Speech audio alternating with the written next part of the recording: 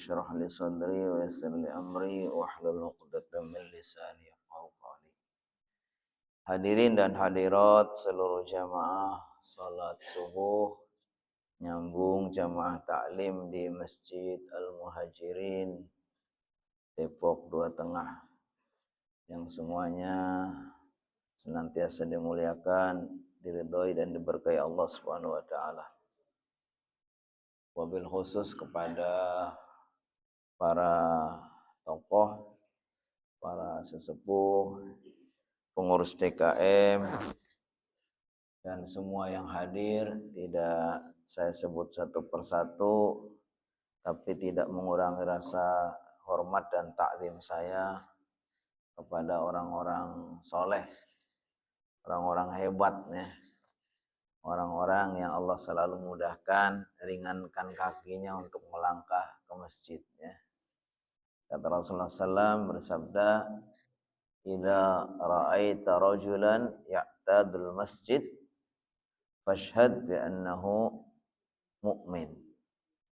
Kalau engkau dapati seseorang selalu warawiri, ya, gampang ke masjid, maka bersaksilah bahwa dia itu orang baik, ya, orang mukmin, orang muslim. Karena dorongan keimanannya, dorongan agamanya, dia termotivasi untuk sering ke masjid, ya. Salah satu bagian permukaan bumi yang paling Allah cintai adalah masjid. Kata Rasulullah SAW, khairul biqa'i 'alal ardi masajiduha. Sebaik-baiknya tempat di muka bumi ini adalah masjid-masjidnya, ya. Makanya masjid itu rumah Allah, ya. Jadi pasti itu yang paling terbaik. Dan langkah-langkah kita ketika ke masjid itu, langkah yang satunya akan menghapuskan dosa-dosa, langkah yang lainnya akan mengangkat derajat, ya kan? Maka bersyukurlah kita menjadi orang-orang yang rajin ke masjid. Mudah-mudahan semuanya insya Allah, ya, dosanya sudah dihapus semua, derajatnya sudah ditinggikan di sisi Allah Subhanahu wa taala. Dan yang istimewa juga, kita selalu bersyukur karena kembali kita mendapatkan satu kemuliaan, ya.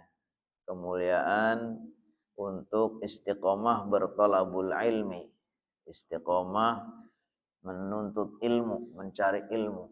Ini juga bagian dari karunia Allah Subhanahu wa taala, yang tidak semua orang itu tertarik untuk belajar, khususnya belajar ilmu agama, ya.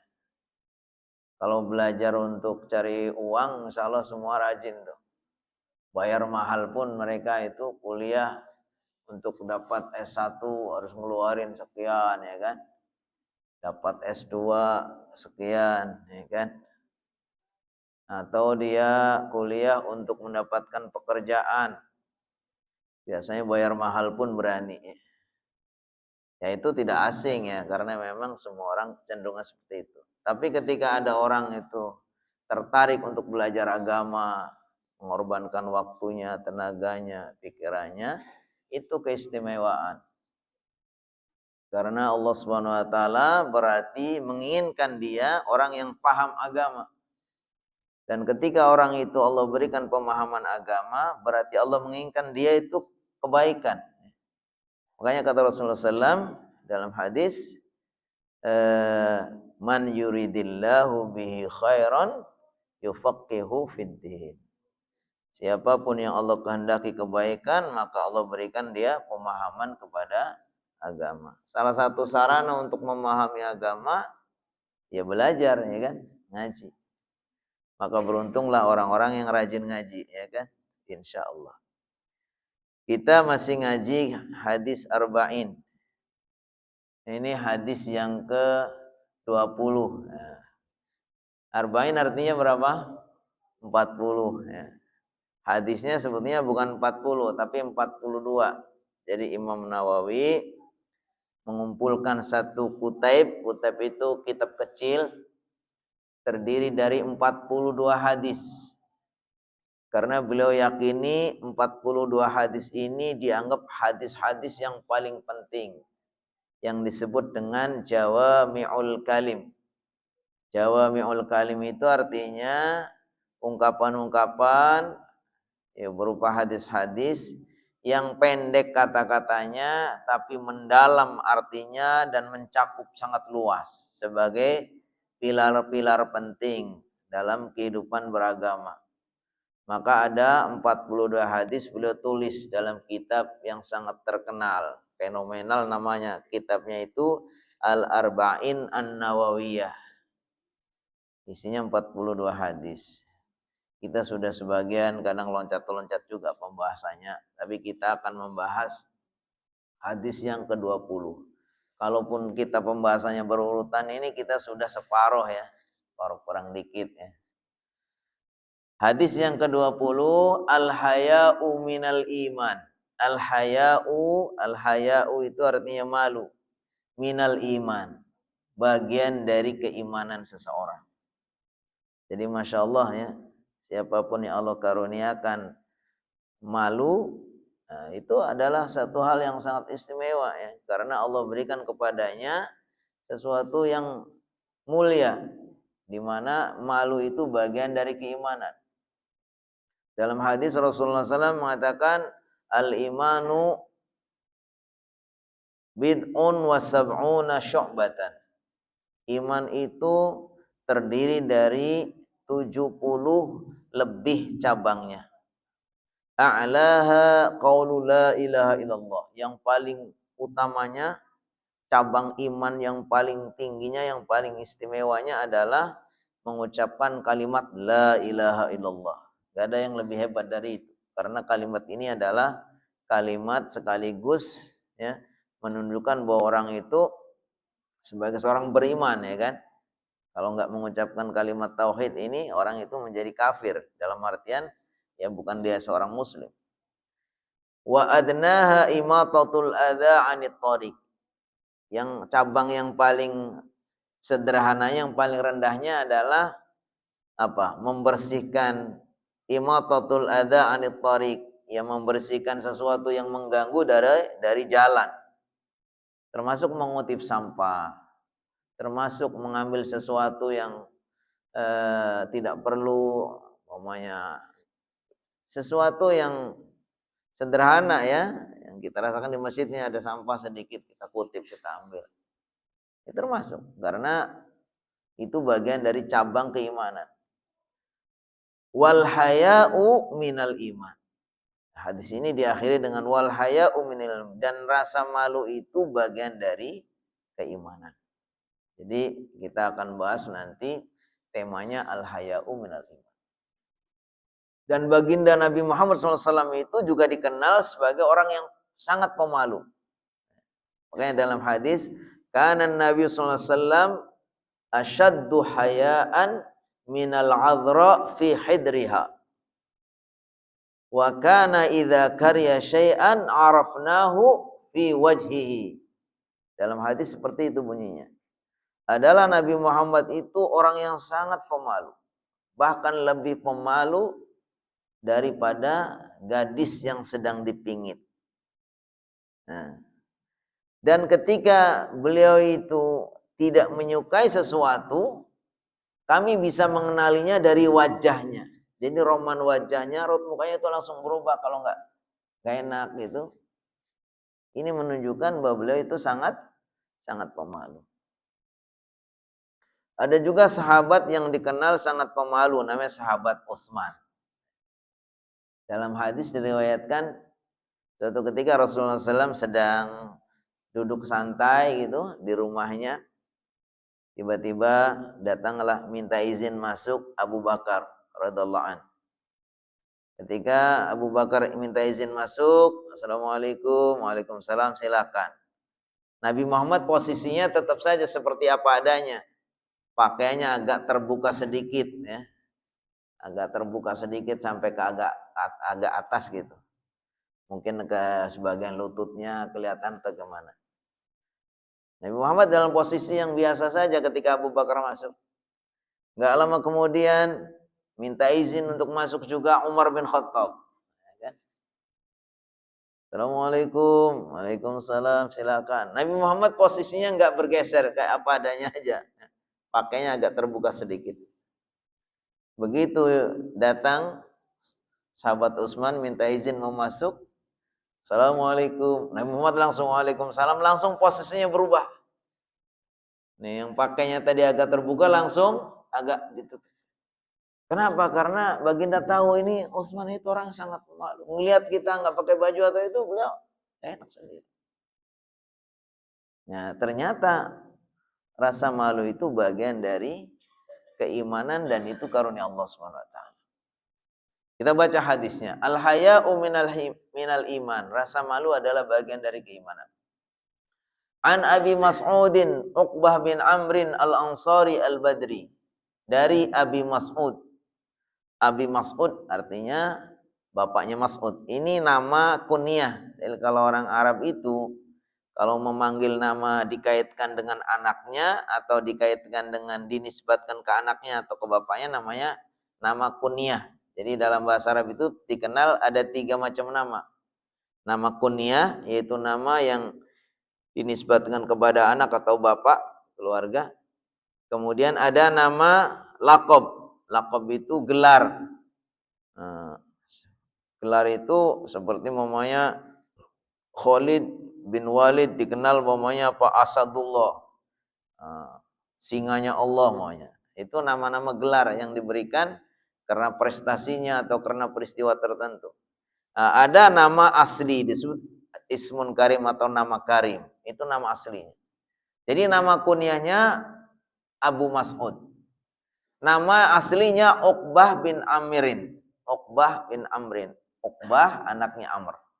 Al-Ansari itu termasuk sahabat Ansar. Al-Badri termasuk juga hadir di dalam perang Badar.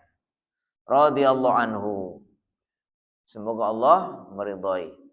Bisa juga kata-kata Al-Badri ini karena beliau dinisbatkan kepada salah satu yang ikut perang Badar, bisa juga mungkin di daerah Badar. Ini kita bisa cari nanti informasinya. Qala berkata Abi Mas'ud, qala Rasulullah sallallahu Rasulullah sallallahu bersabda. Berarti kalau dalam ilmu hadis Abi Mas'ud ini atau Uqbah bin Amir ini adalah sanad yang terakhir. Jadi kalau kita mempelajari hadis itu kan, hadis itu sampai kepada kita itu secara sambung sinambung. Dari Muhammad nanti didengar oleh siapa? Namanya oleh sahabat ini fulan. Terus sahabat fulan terus mengajarkan lagi, menyampaikan lagi kepada generasi berikutnya, tabi'in terus tabi'in sampai kepada kita. Yang paling dekat dengan Nabi yang langsung dengar dari Nabi itu namanya sanad terakhir di ujung sana. Akhirus sanad. Nanti kalau kita belajar ilmu hadis itu ada awal sanad, ada akhir sanad. Awal sanad itu ya artinya yang paling dekat dengan kita. Yang kemudian kalau Imam Bukhari atau Imam Muslim itu sudah ini dapat dari sini kemudian sudah dicatat di buku beliau.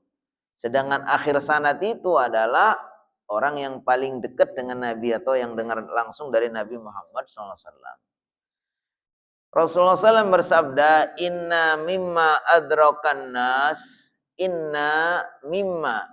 Sesungguhnya di antara hal-hal adrakan nas yang diketahui oleh manusia, min kalamin nubuwatil ula, dari perkataan kenabian yang zaman dahulu. Jadi sesuatu yang dikenal secara turun-temurun, itu mungkin kayak semacam pituah atau semacam kata-kata yang sudah sejak lama itu dikenal dari generasi ke generasi, itu disebut dengan kalam nubuwah ya, kalam nubuwah.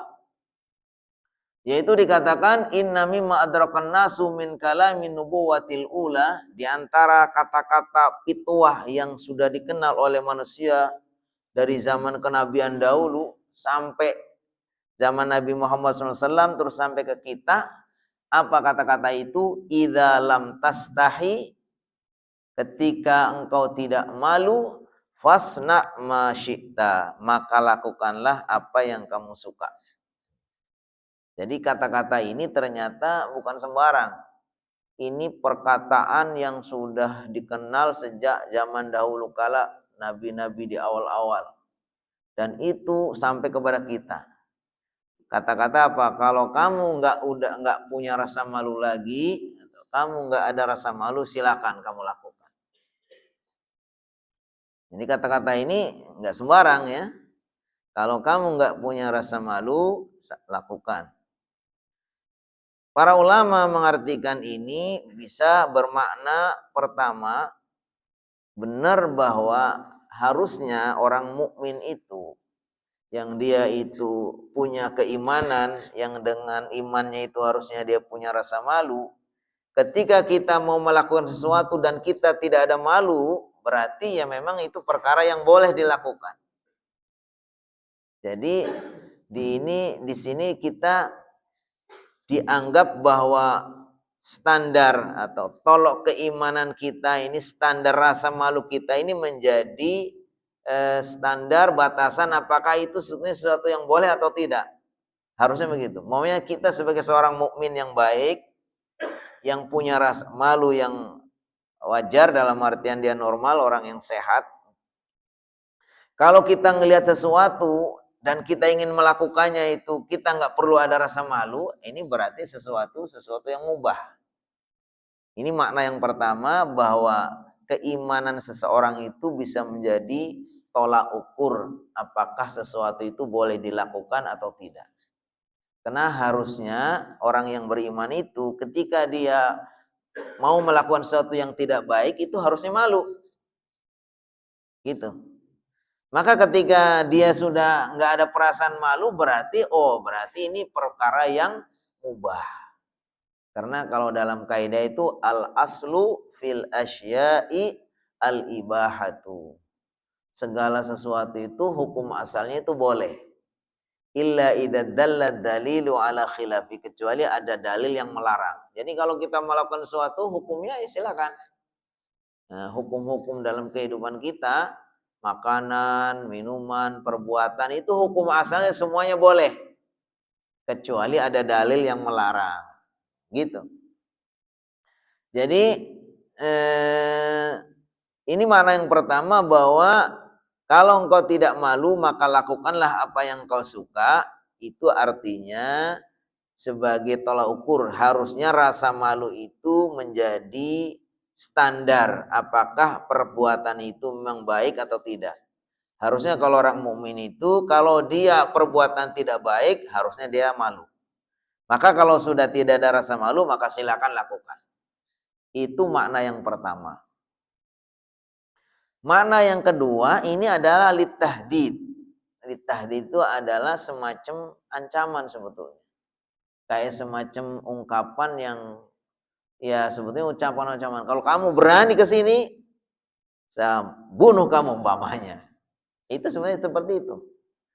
Kalau kamu sudah tidak lagi peduli nanti bagaimana balasan apa yang kamu lakukan, ya silakan. Kalau kamu udah nggak ada rasa malu, silakan lakukan apa saja.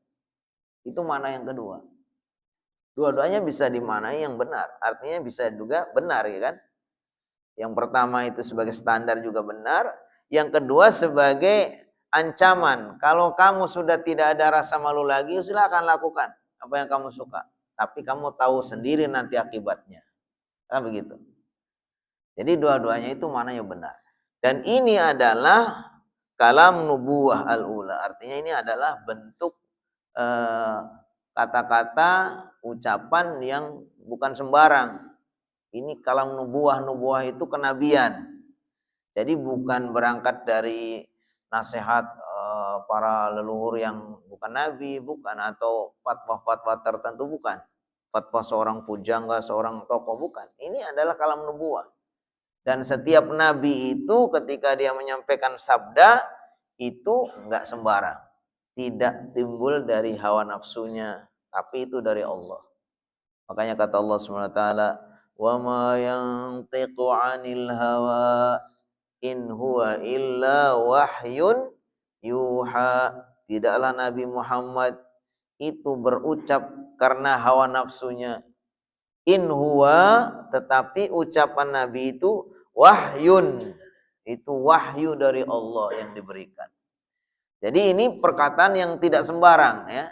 Baik dimaknai ini sebagai standar ukur orang itu mau melakukan sesuatu itu boleh atau tidak, ataupun standar ini sebagai ancaman yang harusnya orang itu nggak sembarang melakukan sesuatu.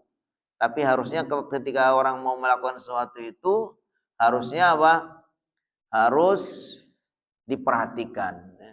Perhatikan juga rasa malunya ada nggak. Kalau sudah kehilangan rasa malu berarti sudah kehilangan kendali. Dan itu berisiko ya, kalau kita melakukannya maka kita akan mendapatkan akibatnya. Wal haya'u naw'ani. Di sini sebutkan bahwa rasa malu itu ada dua macam. Dari sisi sifatnya itu rasa malu itu ada dua macam. Haya'un mahmudun, yaitu rasa malu yang terpuji. Haya'un mahmudun, yaitu rasa malu yang terpuji. Bagaimana itu rasa malu yang terpuji? Rasa malu yang mendorong seseorang untuk melakukan yang baik dan yang diridhoi Allah Subhanahu wa taala, dan mencegah seseorang melakukan yang buruk. Itu disebut dengan hayaun mahmudun, yaitu bentuk rasa malu yang mendorong seseorang untuk melakukan yang baik dan mencegah dari yang buruk. Jadi kalau rasa malu kita ini membuat, oh saya nggak enak deh mau melakukan ini, karena itu nggak bagus saya. Atau dia itu terdorong untuk melakukan yang baik karena itu sesuatu yang baik. Dan itu dorongan dari rasa malu itu, maka itu disebut hayaun mahmudun. Hayaun mahmudun. Rasa malu yang terpuji. Wasani, yang kedua hayaun madhmumun. Madhmum itu lawan dari mahmud. Kalau mahmud itu terpuji, kalau madhmum itu tercela. Jadi apa ya, sebaliknya, rasa malu tapi tidak mendorong orang melakukan yang baik dan tidak mencegah yang mungkar, tapi malah sebaliknya. Udah nggak ada rasa malu atau bahkan merasa malunya inilah kemudian berpotensi untuk mendorong sesuatu yang tidak baik. Di sini disebutkan apa contoh malu yang tidak bagus. Ka'an yastahya minas su'al talaban lil ilmi wal ma'rifah wa talabil haq wa faqdu diya'il ilmi bil kibri wal haya. Contoh dari rasa malu yang tidak baik adalah malu bertanya, malu belajar, malu mau menyampaikan sesuatu yang baik, malu untuk meningkatkan pengetahuan, dan seterusnya. Pokoknya nggak positif gitu ya. Jadi ada yang positif, yaitu yang mendorong untuk melakukan yang baik-baik, mendorong berprestasi dan seterusnya. Sebaliknya adalah rasa malu yang justru sebaliknya. Rasa malu yang tidak baik. Itu yang mendorong. Jadi rasa malu ada yang terpuji, yang mendorong kepada yang baik, ada yang tercela, justru yang sebaliknya. Saya bacakan kelanjutan penjelasan tadi. Al-haqiqatu, hakikat dari malu itu khuluqun, yaitu perangai atau akhlak, ya ba'athu ala fi'lin hasanin wa jamil, yang mendorong untuk melakukan sesuatu yang baik dan indah. Wa yamna'u min fi'li qabihin, dan mencegah dari perbuatan yang jelek. Jadi ini satu sifat yang sangat bagus ya, akhlak atau perangai yang paling bagus. Nah, ada penjelasan hadis yang lain. Al-Islamu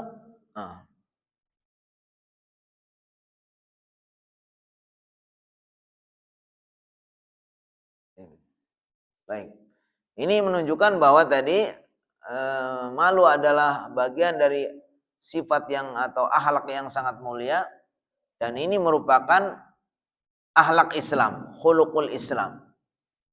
Jadi salah satu hal yang penting dalam Islam ini adalah akhlak malu. Makanya Rasulullah SAW dalam hadis innama bu'ithtu liutammima makarimal akhlak. Sungguhnya saya diutus untuk menyempurnakan akhlak. Di antara akhlak Islam ini yang bagus adalah akhlak malu. Kata Rasulullah SAW dalam hadis, inna likulli dinin khuluqan. Sesungguhnya setiap agama itu mempunyai akhlak. Wa khuluqul Islam, dan akhlak Islam itu al-haya'u, adalah malu. Jadi malu itu merupakan bagian yang penting dalam Islam sebagai akhlak Islam. Hadis yang lain kata Rasulullah SAW, al-haya'u la ya'ti illa bi khairin. Rasa malu itu tidak akan mendatangkan kecuali kebaikan. Makanya tadi digambarkan Nabi Muhammad SAW, orang yang sangat pemalu, Utsman bin Affan, dan tentu sahabat-sahabat yang lain punya kadar masing-masing rasa malu yang beda-beda, tapi ini bagian dari karunia Allah. Di sini disebutkan al-haya'u la ya'ti illa bi khairin. Rasa malu itu tidak akan mendatangkan kecuali kebaikan. Nah, sekarang kita lanjutkan. Ternyata di sini tadi ada al-haya al-mahmud, haya